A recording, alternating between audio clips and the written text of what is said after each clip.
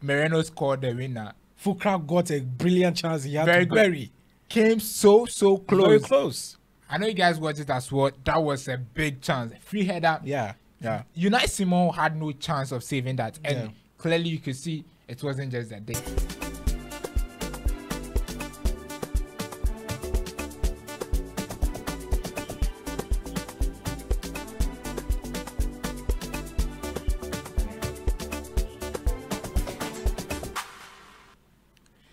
All right, it's 2-1 after extra time, and the La Roja of Spain march on to the semi-finals of the Euros 2024. What an absorbing game from both sides. Germany showing their class, and as well as Spain also showing their class. But hey, it's Spain who carried the ninth, and they head to the semi-finals. I have my brother here, Painty, joining me on Sports Guys. So guys, welcome to Sports Guys. Welcome to another beautiful and an exciting episode of Sports Guys. Painty, how you doing? I'm doing great. We just witnessed a fantastic game of football. Brilliant game indeed. Yeah. Both teams were top class, and what a game it was. Fantastic goals we saw in there. Beautiful goal by Dani Olmo, and we saw it being finessed off with a fantastic goal by Moreno, which prevented us from witnessing another penalty shootout in this Euros. Yeah. Actually, I wanted the game to head to penalty shootout so that we'll witness the feel of the penalty shootout, like how the Copa America team of Argentina facing Ecuador. Yeah. We already witnessed a penalty shootout. That was the Slovenia-Portugal game. But this one, I didn't see that coming because I knew both teams were in for it. Both teams wanted to win. And, wow, Spain had it. They had the game. All right. So coming into the game, do you think Spain had the chance against the host nation Germany in their own backyard, in their home soil? Do you think Spain had the chance to advance into the semi-finals? Obviously, they had the chance because you're looking at how they started the whole tournament itself. They've been on the stronger foot. Started their first game with a massive victory against Croatia, moving on to win all their games in the group stages. That was impressive. So heading to the knockout phase of the competition, I clearly knew Spain would be that team that would be aiming at a semi-final spot. But looking at the opposition they have to face in Germany, that would be a tough ask for them, which I think that this game was a test for them because it's a young Spanish side. Looking at the kind of player they have in there, Nico Williams, a very young, talented player. Also, you have Lamine Yamal, with my favorite player of the tournament so far. And Dani Olmo, fantastic game he had today. So looking at the squad that they have, it's a very young team. So I didn't expect them to live up to the strength in which they may go deeper into extra times and those things. So I think it was a great game in all, but I expected them to qualify to the semis. Semis, all right. So let's take a look at the man of the match, Dani Olmo. He is one of the players that gets underrated anytime. The RB Leipzig player, very good player. Dani Olmo gave an assist and scored a goal to help Spain advance into the semi-finals of the Euros. What do you make of Dani Olmo's performance? Oh, what a fantastic game he had. Brilliant cameo. Because we saw that injury early on in the game that Pedri had. And everybody was in away and trying to know, what would Luis de la Fuente do? Because Pedri is one of his key players. Getting such an injury early on in the game, you would question who would be coming in to give Spain that boost in that midfield. But Dani Olmo's cameo was a fantastic one. He clearly showed that he's capable of filling in the shoes of Pedri and also adding more to the Spanish side. And wow, that assist to Moreno in the dying minutes of the game. What a way to end it. Like, I really like the way he played throughout the game. And also the goal he scored, that was a perfect goal outside the box. Brilliant goal indeed. But see, the guy has talent, and as you said, a lot of people underrate him. But because of the team he plays in, that is why I think people underrate him. Because if you play in a team like Barcelona or Real Madrid, the hype around it and the PR levels are high. But in Leipzig, you don't get that. He's not even playing for Bayern Munich. Yeah, of course. Yeah. So you're looking at after the Euros, he actually gets maybe one of the big teams to play, maybe Barcelona or even Real Madrid because he's a Spanish. Yeah, always when the transfer window opens, we see teams linked to Dani Olmo. it's always about the cash. You know, Leipzig will not let their player go away just for any amount. He will cost a lot. So it depends on the finances of the clubs that really want him. So I think that he's a very good player. Yeah, very, very good player. And he can play in that midfield role very, very well. Attacking midfield, a fantastic guy indeed. Of course. So let's head straight into the game and look at both teams, their tactics they deployed on the day. And do you think Julian Nagelsmann got something wrong from his setup, his first 11?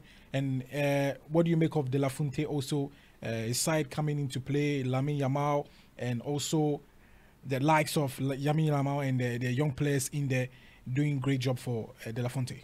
Yeah, so with the game plan, as you at least mentioned, I didn't think Nagelsmann had it wrong. Yeah. He was spot on from start to finish. But the only thing that I think tweaked everything was the way the changes came early on for Spain. So it changed the approach of the game.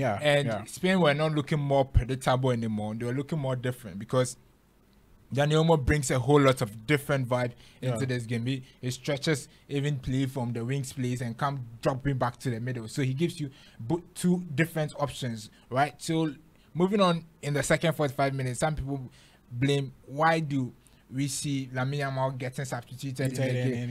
Yeah. So all these things came to play, and I think all that Luis de la Fuente wanted to do was to get the most important win of his coaching career. Taking Spain to the next level of this tournament is fantastic, and I think the formation he had is spot on. The players he brought on, they had a spot on. And let me tell you, one player that a lot of people are not talking about in this tournament is Fabian Ruiz. The guy was fantastic. Very fantastic guy. He has been fantastic throughout the tournament for me, and Marco Correa as well. These two players, shout out to them. They have been fantastic throughout the tournament.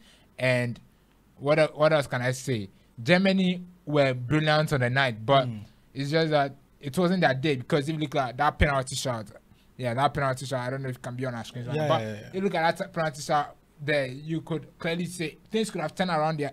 Things could have gone the other way around if that penalty was given to Germany. So it wasn't. They were not far from it. They were not far from the victory. Actually, they played very well. Looking at even we were 9 minutes of the game. Even though Moreno scored the winner, Fulcrum got a brilliant chance. He had to bury. Came so close. Very close. I know you guys watched it as well. That was a big chance. Free header. Yeah. Unai Simon had no chance of saving that, and clearly you could see it wasn't just that day. All right, but one highlight of the game, right, was I don't know, but before even the game, ahead of the game, Real Madrid striker, I've forgotten his name. Help me with the name. Real Madrid. Joselu.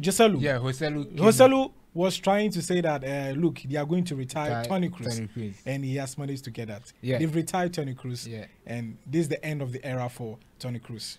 Wow. What an era. 6 Champions League trophies, 6 Club World Cup trophies, 4 La Liga trophies for Toni Kroos. Amazing guy indeed. Brilliant midfielder. What a illustrious career he had with the German national team, with Real Madrid. Even starting from his back in the days at Bayern Munich as well. This guy has been fantastic. A trademark of a brilliant, world-class, and mostly disciplined kind of player. You will not see him reacting just in a way on the pitch. He's always disciplined. His composure on the pitch, his outlook and everything has been fantastic. Toni Kroos is that guy, and I think if you look at what he has done for himself, a lot of people, his name will never be forgotten. Just like we've not forgotten the names of Maldini, the likes of Xavi, the likes of Iniesta and co. His name will be in the history books of great midfield players.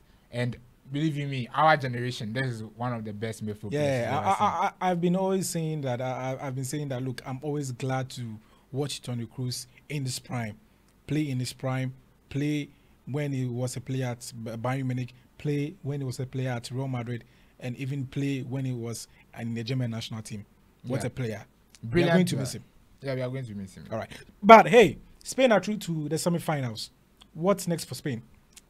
You know, this tournament is really interesting. It has been an interesting tournament so far. A lot of surprises here and there. The big gangs have not lived up to the expectation, but Spain and Germany throughout the group stages have shown consistency. And I think that moving on to the semi-finals, they are going to either face France or Portugal. Portugal, yeah. And looking at what pounds out in that game, we don't know yet. But Spain are clearly the favourites to head into the finals. Even though Dani Carvajal's red card might affect them, who steps in for him, it might be an issue. But let me tell you, this Spanish team is a team to watch out for. And believe you me, they may go all the way to the finals and lift the trophy. All right. But the Portugal and France game is 60th minute and still goalless. But let's see how it goes. Yeah. But hey, you saying Spain through to the finals. Yeah, don't you think France or Portugal might be a tough worry for them? No, it might also be that Spain might be knocked out from the competition in the semi-finals. But you know,